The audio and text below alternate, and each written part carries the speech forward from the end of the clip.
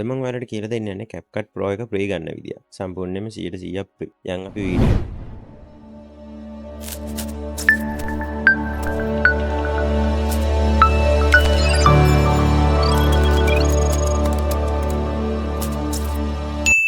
CapCut එක open කරගන්න. Last version එක ඕන version එකක් කමක් නැහැ. මම ගාව තින්නේ දැන්ට ලාස්ට් version එක. මම ඒකෙන් ඒක ඕපන් කරගන්නවා. මේ තාම මම log වෙලාවත් නැහැ. මම මෙතනින් create project දෙනවා.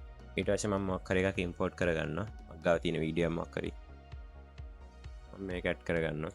ඊට පස්සේ මම පෙන්නන්න ඔයාලට ඉෆෙක්ට් දෙක තුනක්ම දාගන්නවා. හරි.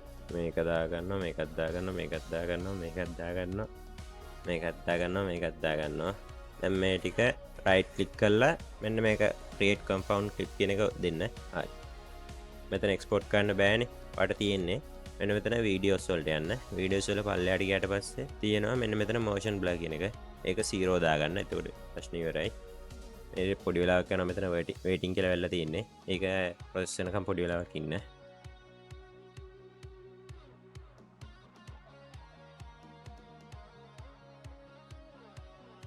හරි වීඩියෝ එක එක්ස්පෝර්ට් වෙලා ඉවරයි. පොඩ්ඩක් පිස්සු වගේ මෙතන. ඒක වැඩි හිතන්න එපා. මේ එක්ස්පෝර්ට් කරන්න බෑ. දැන් ඔයාලට තියෙන CapCut එක සම්පූර්ණයෙන්ම ක්ලෝස් කරගන්න. මේකත් ක්ලෝස් කරගන්න.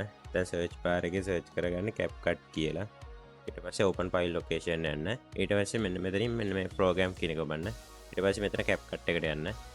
මෙතන නෑ මෙතනින් open මේ CapCut එක ඔබලා open file location යන්න. හරි. ඊට පස්සේ මෙන්න මෙතන CapCut එක ඔබන්න. ඊට පස්සේ user data යන්න. ඊට පස්සේ user data වල cache යන්න. cache එකට යන්න. ඊට පස්සේ මෙතන පල්ලෙහා තියෙනවා motion blur කියලා එකක්. මේ තියෙන motion blur එක. මේ අන්තිමට ඔයාලා දාගත්ත එක තෝරගන්න. මම අන්තිමට ගත්තේ මේක මෙන්න මේක. මේ වැඩි MB ගණනක් තියෙන එක තෝරගන්න. ඒ කියන්නේ දැන් අදාගත්තේ 331කට නේ. මම 331යි. අන්තිමට MB ලොකු එක ගන්නවා MB එක.